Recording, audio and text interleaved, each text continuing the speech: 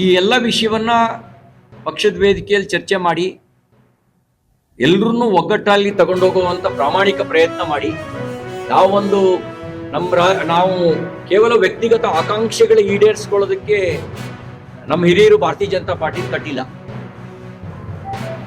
ತಾತ್ವಿಕ ಉದ್ದೇಶ ಇದೆ, ಹಿಂದುತ್ವ, ರಾಷ್ಟ್ರ ಮೊದಲು ಅನ್ನೋ ತತ್ವ. ಮತ್ತೆ ಅಧಿಕಾರ ಸಾಧನ ಆಗಬೇಕು, ಜನಸಾಮಾನ್ಯರ ಕಲ್ಯಾಣ ಮಾಡೋದಿಕ್ಕೆ ಅಂತೇಳಿ ಬಯಸಿ ಆ ರೀತಿಯಲ್ಲಿ ಮೇಲ್ಪಂಕ್ತಿಯನ್ನು ಹಾಕೊಟ್ಟಿದ್ರು. ನಾವು ಆ ನಿಟ್ಟಿನಲ್ಲಿ ಪಕ್ಷವನ್ನ ಗಟ್ಟಿಗೊಳಿಸುವುದು ಅನಿವಾರ್ಯ. ನಾವೆಲ್ಲರನ್ನೂ ಈ ರೀತಿ ಒಂದು ಪ್ರಾಮಾಣಿಕ ಪ್ರಯತ್ನ ಮಾಡಿ ಒಟ್ಟಿಗೆ ತಗೊಂಡೋಗೋ ಪ್ರಯತ್ನ ಮಾಡ್ತೀವಿ.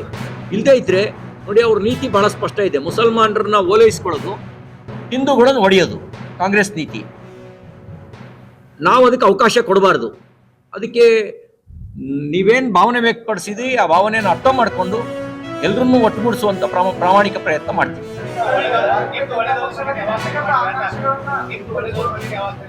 ಅದನ್ನೇ ಹೇಳಿದ್ ನಾನು.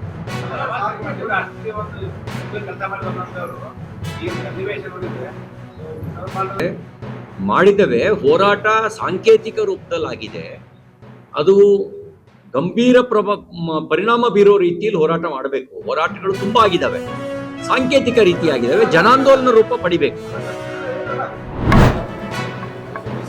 ದಿನ ಕೂಡ ತಂದೆ ತಾಯಿಗೆ ಮೇಲೆ ದೌರ್ಜನ್ಯ ಮಾಡಿದ್ರಿ, ತಂದೆ ತಾಯಿ ದಿನ ಬಡಿದ್ರಿ, ಯಾರು ಬಿಡಿಸಾರಿಲ್ರಿ. ಒಟ್ಟ ಊರಾಗ್ರಿ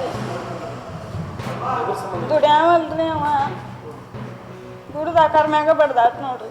ನಿನ್ನ ತಂದೆ ಕೈ ಮುಡ್ದಂತ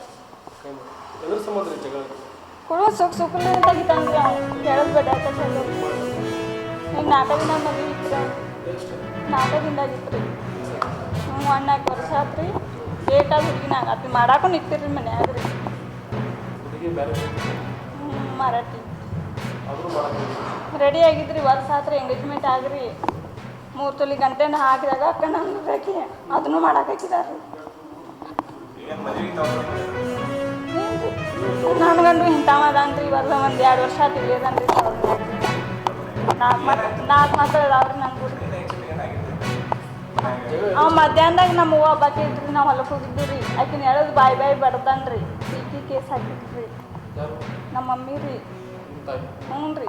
ಆಕೆ ಕೇಸ್ ಹಾಕಿ ಬರುವಂತ ಹಿಂದಿನ ದಿನ ಬಂದಾವ ತಂದೆ ತಾಯಿ ಹೇಳೋದು ಹೊರಗೆ ಬಡಿಯಾಕ ಚಲೋ ರೀ.